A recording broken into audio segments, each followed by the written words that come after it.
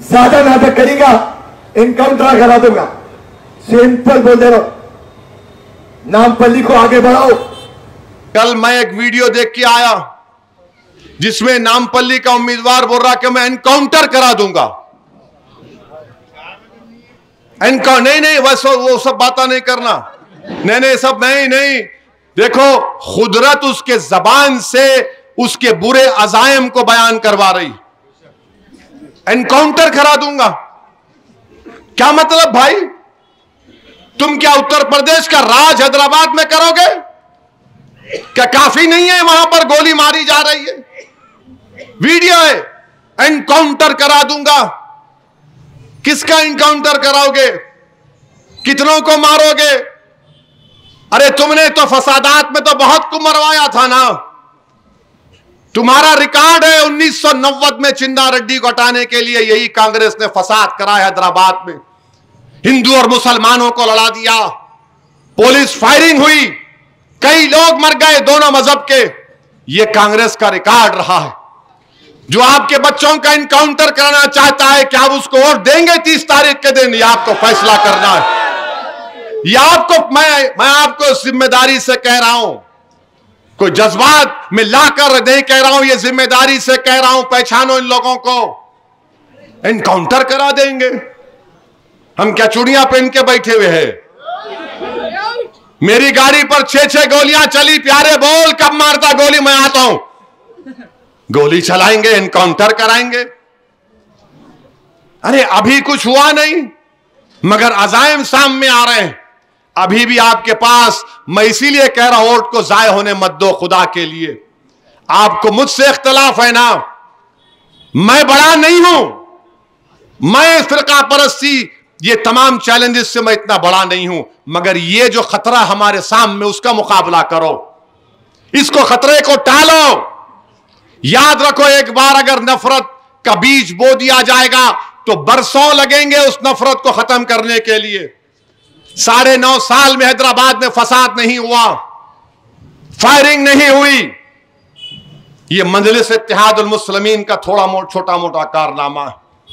हम जानते हैं इन जालिमों को, इन फिरका परस्तों को हम जानते हैं कि कैसे इनसे सियासी तदबीर के जरिए इनको इनके नापाक अज़ाइम में इनके बढ़ते हुए कदमों को रोक दिया जाए। मेरे अजीज दोस्तों और बुजुर्गों, मेरी आप तमाम से अपील है कि 30 नवंबर के दिन मजलिस को कामयाब करिए। सिर्फ मेरे अजीज दोस्तों, माजिद हुसैन एमएलए रहेगा, इंशाअल्लाह जीतेगा, मगर माजिद हुसैन आदिलाबाद के एक मासूम बच्चे की तकलीफ को बयान करेगा। माजिद हुसैन करीमनगर में अगर कोई नाइंसाफी होगी तो माजिद हुसैन उस इमाम की हिफाजत के लिए खड़ा हो जाएगा। ये इनको नफरत है। और लोग बोलेंगे नहीं कांग्रेस में भी कोई है। मेरे भाई, ये गुलाम बनते हैं, ये कायद नहीं बन सकते। ये गुलाम बनते हैं, सर झुकाना पड़ता है, जी में जी मिलाना पड़ता है, जो हुक्म होगा वही खाना पड़ता है। अरे तुम मुंह नहीं खोल सकते, हम देख चुके। मैं इम्तियाज जलील पार्लियामेंट में, हम सीना तान कर बोलते हैं, वहां पर कुछ नहीं बोला जाता। पूछो जितने मुस्लिम एमपीज है पार्लियामेंट में, मुख्तलिफ पार्टीज के हैं, क्या कभी बोलते? नहीं बोलते। हमारी जब मेरी और इम्तियाज साहब की तकरीर होती, पूछते आके कब बोल रहे नू? हम उनकी बात सुनने के लिए बैठे हैं। इम्तियाज साहब 1-2-3 बार बोले, अरे आप लोग क्यों नहीं बोलते, बोलो ना। तो लोग बोले नहीं, हमारी पार्टी बोलने नहीं देती हमारे को। मेरे भाई याद रखो, ये शहर आपका है। इस शहर में एक नमूना ऑलरेडी है, एक नमूना है। दूसरे नमूने को आगे बढ़ने मत दो। याद रखो, ये जो नामपल्ली का हल्का है ना, इसमें बुजुर्गों ने बहुत मेहनत की। इसकी फिजाओं में बुराइयों का खात्मा किया, घरों में इस्लाह माशरा किया, चेहरों को सुधारा, किरदार को सुधारा और आपको रूहानियत की तरफ लेकर गए। खुदा के लिए समझो मेरी बात को। एक एमएलए जरूर होता है, मगर एक एमएलए एक आइडियल भी होता है। अगर कोई नौजवान ये देखेगा कि मेरा एमएलए खुलेआम गुनाह करता है और गुनाह को सेलिब्रेट करता है, वो बुराई को बुराई नहीं मानता, तो फिर इन बच्चों पर क्या असर पड़ेगा बताओ आप? इन बच्चों पर क्या असर पड़ेगा बताओ आप?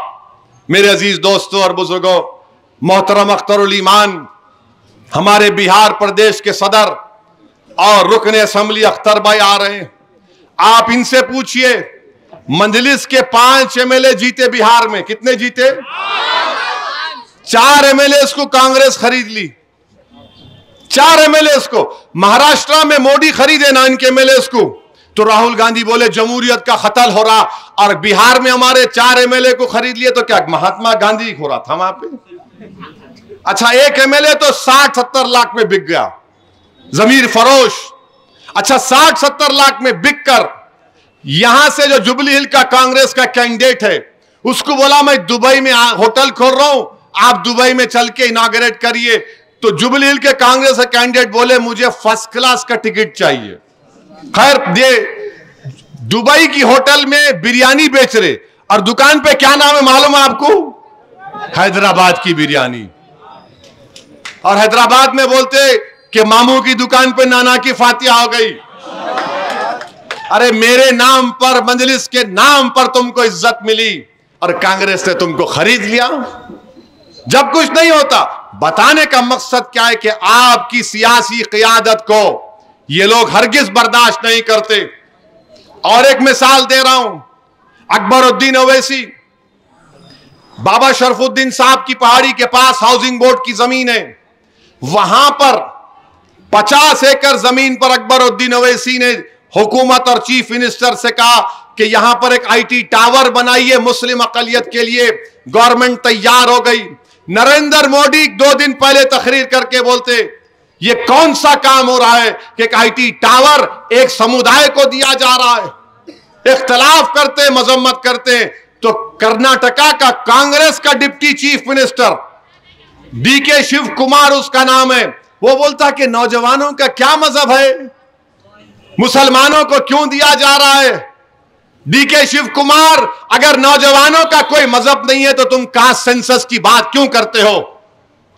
तेलंगाना में TSIIDC है जिसमें कानून है कि 12% SC/ST को मिलना चाहिए। सुधीर कमेटी ने कहा कि मुसलमानों को मिले। 50 एकड़ जमीन पर महेश्वरम के असेंबली कॉन्स्टिट्यूंसी में जो बारकस के आगे जलपल्ली है, वहां पर आएगा तो मोदी और कर्नाटका के डीके शिव कुमार जो यहां पर इंतखाबी मुहिम में हिस्सा ले रहे हैं, बोले क्या है मुसलमान को कैसा बनता? अरे तुम क्यों नफरत करते मेरी तरक्की से? क्या मेरी बेटी स्टार्टअप नहीं खोल सकती? क्या मेरे नौजवान बच्चे सॉफ्टवेयर की कंपनी नहीं खोल सकते उस आईटी टावर में? अरे ख्वाब हमारे पूरे करना है। हम नहीं जिंदा रहेंगे मगर हमारे बच्चों के लिए क्या छोड़ के जाएंगे? कुछ तो ख्वाब उनको दो, उनके ख्वाब को पूरा करो। तो नहीं, आईटी टावर नहीं खोल सकते, ये कांग्रेस की मिसाल। और फिर आप देखते कि लोग बोल रहे नहीं कांग्रेस वो बोल रही, ये बोल रही। मेरे भाई नरेंद्र मोदी भी 2014 में बोले थे आप तमाम को 15 लाख आ जाएंगे भाइयों बहनों। तो बेचारा गरीब किशन नगर का झिर्रे का बोला 15 लाख। ओफो ओफो, फौरन उन्होंने जीत गए, बोले जनधन अकाउंट खोलो ने, बोला अब तो हारे। जनधन अकाउंट खुल गया। 1 साल 2 साल उन्होंने बोल रहे आ रहे अब डालता हूं जब डालता हूं।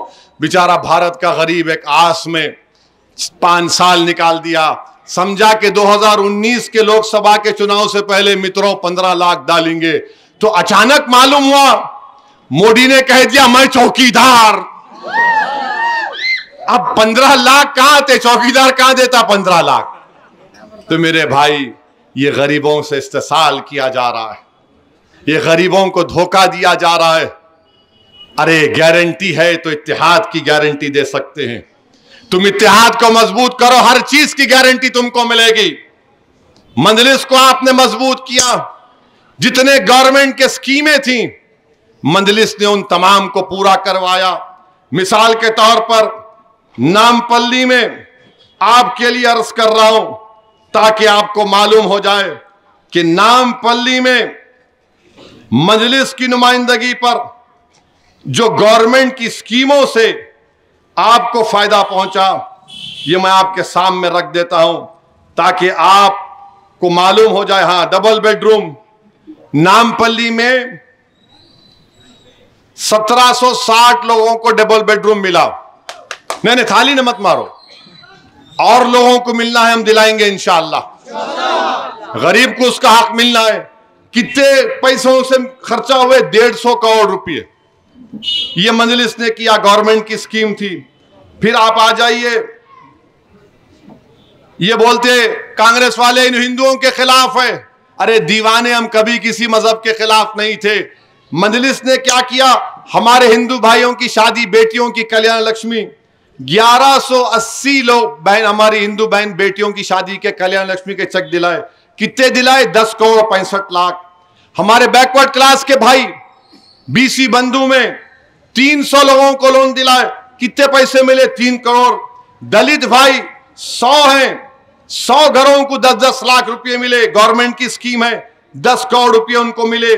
फिर आप आ जाइए और एक नामपल्ली में, हां अब आ जाइए, बोलते हैं खाली जज्बात की तकरीर करते, मुसलमानों का वोट लेके भाग जाते। अरे भाई साहब, 65 साल गुजर गए हमको। यहां पर दारुस्सलाम हमने हासिल किया, Deccan medical college, engineering college, MBA, MCA, school of architecture, ये पूरा अवाम का है, मेरा नहीं है। अब हमने क्या किया? नामपल्ली में गरीब मुसलमानों की तालीम के लिए टिमरिस से 2 रेजिडेंशियल स्कूल खुलवाए। उसमें 1502 बच्चे पढ़ रहे हैं। बेटियों का हॉस्टल स्कूल कॉलेज, बेटों का हॉस्टल स्कूल और कॉलेज अलग। कितना खर्चा उस पर गवर्नमेंट से करवाया? 27 करोड़ 90 लाख रुपए ये गवर्नमेंट से करवाए। आसरा पेंशन कितना मिल रहा है नामपल्ली में मुस्लिम अकलियत को? 9255। कितने महाना पैसे डाले जा रहे? 2 करोड़ 5 लाख। अब तक कितने पैसे आए? 215 करोड़ रुपए गवर्नमेंट के।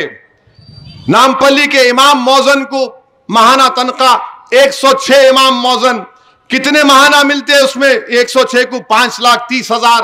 कितने अब तक दिए गए? 3 करोड़ 60 लाख। ओवरसीज स्कॉलरशिप कितने नामपल्ली के बच्चे को जो लंदन अमेरिका में पढ़ रहे 2 साल के मास्टर्स कोर्स में 140, कितने पैसे उनकी फीस में डाले गए? मजलिस की नुमाइंदगी पर 21 करोड़ 29 लाख रुपए। शादी मुबारक में कितने शादियां करवाई हमने हमारी बेटियों की? 8,121। कितने पैसे मिले उनको? 71 करोड़। यह मजलिस ने काम करवाया। कोविड में 1000 सिलेंडर फ्री में बांटे। मजलिस की जिम्मेदारी है, कोई एहसान नहीं किए। तो यह आपको बताना जरूरी है, मजलिस हर स्कीम की गवर्नमेंट को लेकर करवाती है।